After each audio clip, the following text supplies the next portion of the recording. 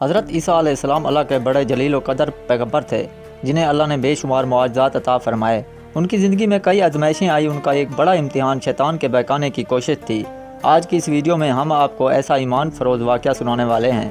ابلیس نے حضرت عیسیٰ علیہ السلام کو ایک امتحان میں ڈالنے کی کوشش کی، مگر اللہ کے اس نبی نے شیطان کی ہر چال کو ناکام بنا دیا۔ یہ واقعہ اس وقت کا ہے جب حضرت عیسیٰ علیہ السلام ایک سنسان جگہ پر عبادت کر رہے تھے اور کئی دنوں سے روزے سے تھے، نہ کچھ کھایا تھا اور نہ کچھ پیا تھا۔ اس دوران ابلیس ان کے پاس آیا اور بہکانے کی کوشش کی۔ چلاک لہجے میں، اے عیسیٰ، تمہیں بہت بھوک لگی ہے، تم کمزور ہو رہے ہو، اگر تم واقعی اللہ کے برگزیدہ نبی ہو تو اس پتھر کو روٹی میں بدل دو۔ حضرت عیسیٰ علیہ السلام پرسکون لہجے میں، انسان صرف روٹی سے زندہ نہیں رہتا بلکہ وہ ہر اس بات سے جیتا ہے جو اللہ کا حکم ہو۔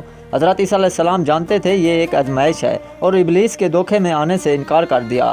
شیطان کی دوسری چال، اے عیسیٰ، اگر تم واقعی اللہ کے بندے ہو تو اس پہاڑ سے کود جاؤ، تمہارے فرشتے تمہیں سنبھال لیں گے کیونکہ اللہ نے تمہیں بچانے کا وعدہ کیا ہے۔ حضرت عیسیٰ علیہ السلام پرسکون مگر سخت لہجے میں کہ اپنے رب کو آزمانا درست نہیں، اللہ کے وعدوں پر شک کرنا بندوں کی نادانی ہے۔ حضرت عیسیٰ علیہ السلام جانتے تھے بندے کو اپنے رب پر کامل یقین رکھنا چاہیے، نہ کہ اسے آزمانے کی کوشش کرنی چاہیے، اس لیے انہوں نے ابلیس کی اس چال کو بھی ناکام کر دیا۔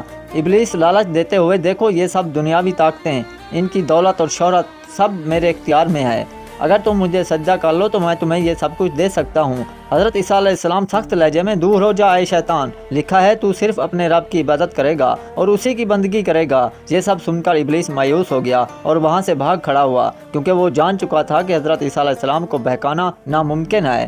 دوستو، شیطان ہمیشہ کمزوری کے وقت حملہ کرتا ہے۔ جب حضرت عیسیٰ علیہ السلام بھوکے تھے، روزے میں تھے، تب شیطان نے حملہ کیا۔ ہمیں ہمیشہ اپنی کمزوریوں پر قابو رکھنا چاہیے تاکہ شیطان ہمیں بہکا نہ سکے۔ شیطان لالچ اور دنیاوی فائدہ دکھا کر بہکانے کی کوشش کرتا ہے، ہمیں دولت، طاقت اور لالچ دے کر اللہ سے دور کرنے کی کوشش کرتا ہے، لیکن ہمیں یاد رکھنا چاہیے اصل دولت اور عزت اللہ کے قریب رہنے میں ہے۔ ایمان کی طاقت سب سے بڑی طاقت ہے۔ ہمیشہ اللہ پر بھروسہ رکھنے، شیطان کے دھوکے میں نہ آئیں۔